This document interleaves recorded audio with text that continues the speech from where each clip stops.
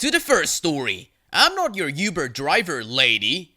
I was living in a university area and parking was really hard to find. I found a great spot out front and I had to run back up to my apartment and grab something and got back down to my car. I was sitting in my car getting my phone ready with music before I left. While doing that, my two back doors open up and two kids climb in. They don't speak English and they're trying to tell me where to go. I turned around and told them that I'm not an Uber driver. So they sat in the back of my car on their phones trying to figure out what was going on with their Uber. I had to scream, "Get out of my car! This is not the place to figure out your Uber app." But the look on their faces when everything clicked that they were lounging in the back of a stranger's car and were getting yelled at was priceless. Well, people that do this stuff confuse the heck out of me. The second story. It's fun to be bilingual. I had been reading many of the "I don't work here lady" posts and it caused me to think about what I would do if I were the victim, but I really never expected it would actually happen. But it did, and luckily, I was prepared. Backstory. I'm a 69 years old US Army retiree who had served much of his career in Germany and speak German almost as well as I speak English. Due to good genes, I look about 10 years younger than I really am. In the small tourist community that I live in, there are a lot of senior citizens like myself live here year-round and have many part-time jobs at our local stores, so it isn't unusual to find an older person working in one of the stores. During the summer, we get a lot of tourists with more than a few Karens and Kevins. So, I'm at the local supermarket yesterday, shopping in the soup aisle, and a nice vertically challenged short woman, about my age, was trying as hard as she could to get an item off of the top shelf. I said, "Here, let me help," and reached up and got it for her. She thanked me and I said, "No problem," and she walked off toward the checkout. I then proceeded to look at the various cans of soup, trying to decide which ones I would get. Then I heard it, the sound I had heard about, as of yet, never personally experienced. "Excuse me?" I turned around and there she was, a stereotypical Karen. Based on how she was dressed, a summer tourist. Memories of the many Karen story I had read flashed through my brain, and the silly idea I had when reading them clicked in. Me, German for "excuse me"? Karen, "Where are the some product?" Me, German for, excuse me? I do not understand English. She looked at me like she wanted to kill me. Karen, "What is wrong with you? This is America. Speak English." Me, German for, what is wrong with you? What is your problem? She turned and angrily stomped away. I finished shopping and went to the self-checkout. She was in line at one of the registers with a clerk. I paid the machine for my things and bagged them, and as I walked by the lane she was in, I said to her in a loud voice in a clear New England accent English, "Have a nice day, lady," and left the store. Well, that, my friend, was a masterpiece of Karen management. The third story, entitled "Woman at Universal Studios Japan." I'm a 24 years old female working in Osaka, Japan. Naoko, a work friend, invited me to Universal Studios Japan. I agreed because USJ has owls, live adorable real owls, at their Harry Potter adventure, which the US does not have. Naoko is nervous to see them because she does not like big birds. I want to go, so I'm asking her nicely to come with or wait for me to see them. While we are discussing this, someone taps me on the shoulder. I turn around and see a well-dressed mother and her 11-year-old daughter. They look pretty normal. The mother, Karen, is wearing a Harry Potter shirt, carrying several bags and looking lost.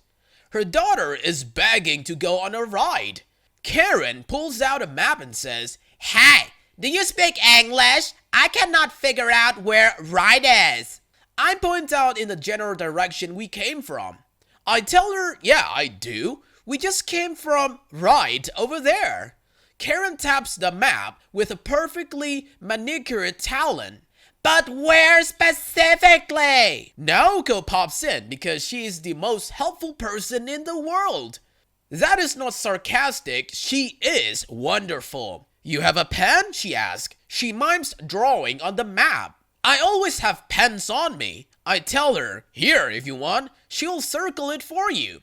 Karen looks like I threatened to carve out her child's eyes and feed it to Izanami for breakfast. She jerks the sacred map to her chest. She tells me, do not touch our map, just take us there. Naoko, like the kid from The Sixth Sense, whispers dramatically, we see owls. I can see how annoyed Karen is getting.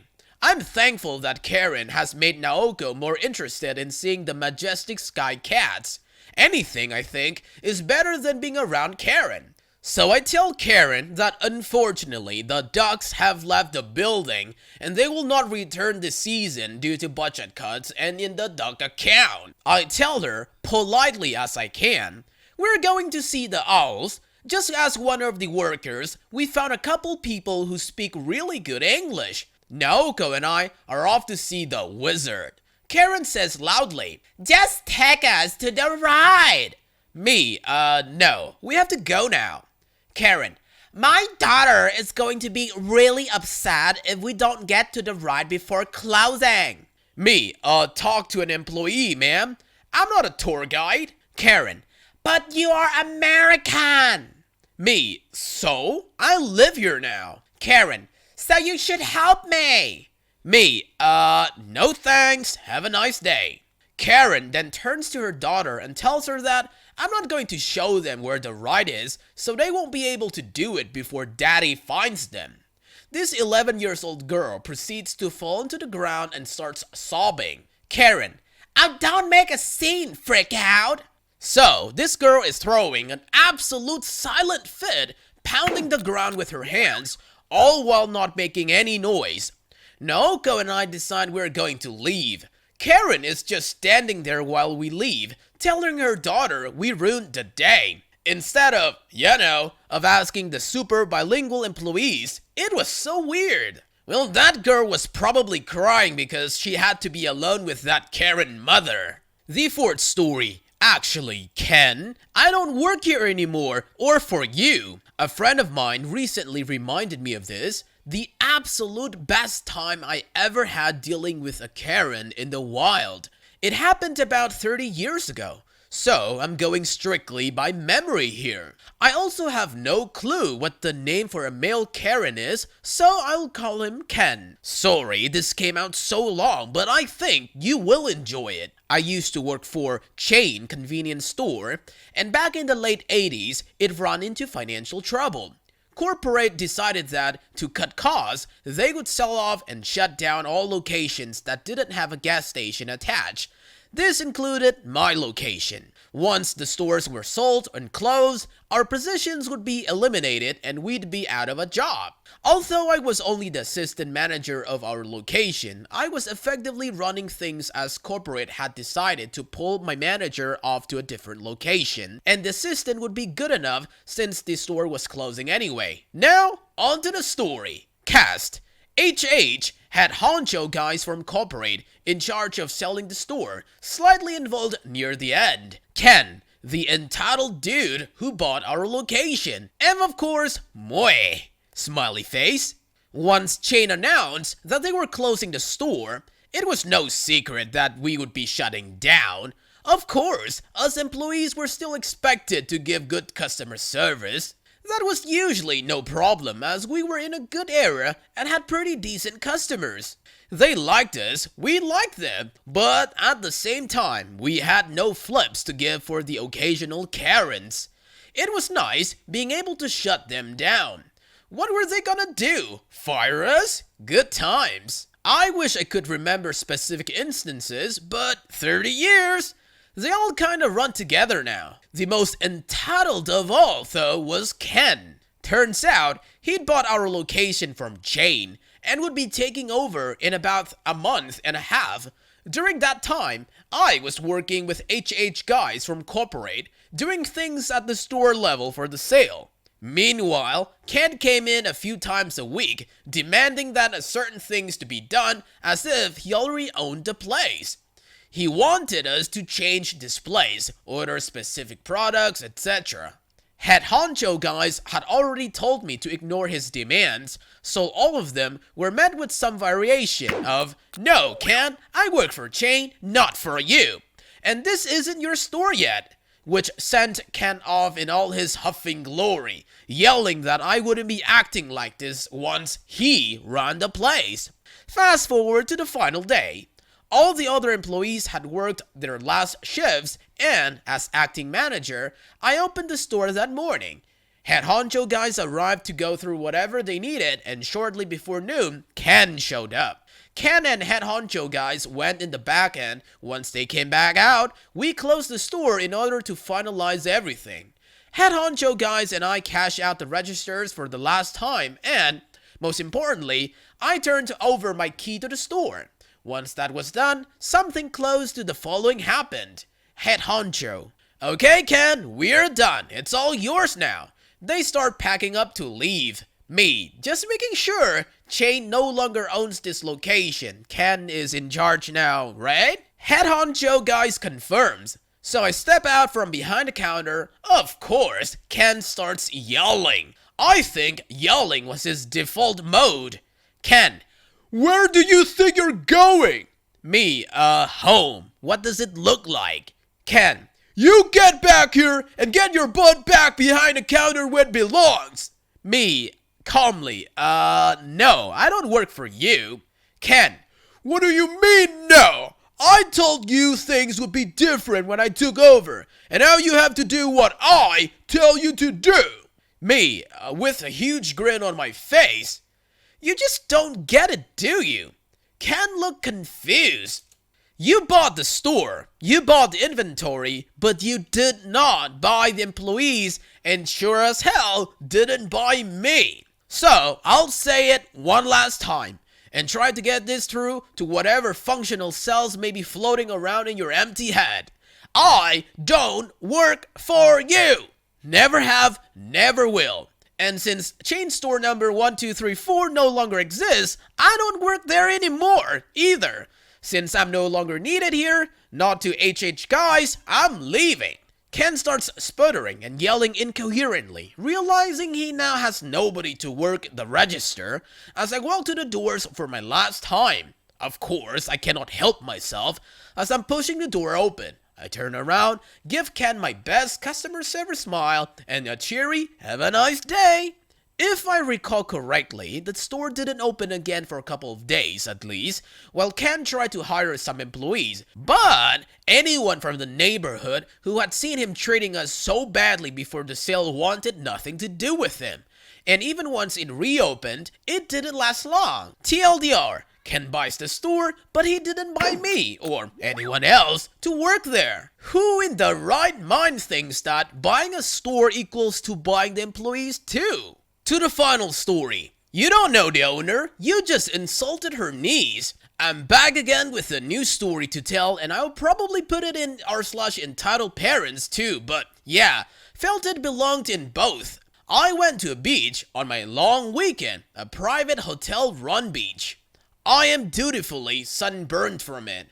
I went to the beach with friends of family, and we got one of the few remaining chairs that are laid out for use. I came back from swimming first, and because I felt tired, decided to move it to a shady spot nearer their beach business/lifeguard shack. Now, I've been going to the beach for years, and after waving at the cashier who's probably known me since diapers, I settle in. I pull the towel over my head partially to block the sun and begin my nap. Not 10 minutes later, I can hear the entitled mother yelling loudly at the cashier for beach activities shack. It was so obnoxious and loud it woke me straight up, and I sit up. I glance over, and a woman with a kid about like 4 to 5 is arguing with the cashier about there being no cabanas left. It's a first come first serve policy on this beach. She is stating over and over that she knows the owner of the beach and actively shack, and she will be getting the cashier fired,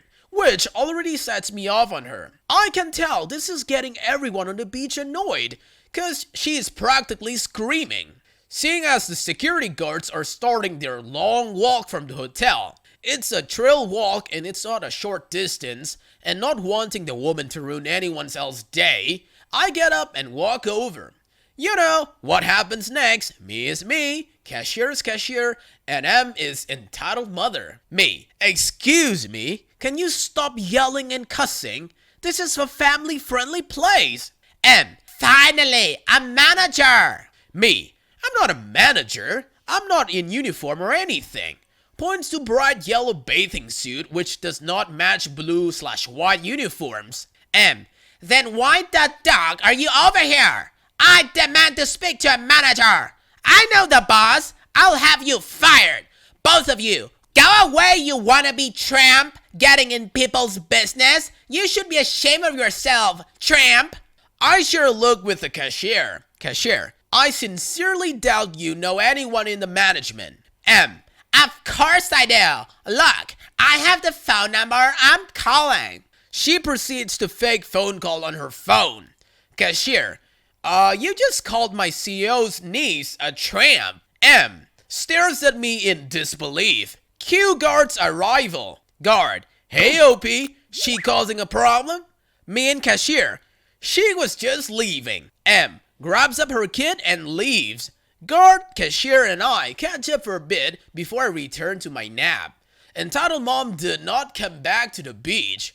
Clarification, my aunt, the lady who is my father's sister, is the owner, operator, and CEO of the beach shack/activities. And for the record, this story was cut down a lot because I couldn't recall or didn't want to write down all the cursing this woman did after I told her I wasn't a manager. So yeah, her line should have been way longer. She kinda cussed at us for like almost 5 minutes before the cashier could say her lines.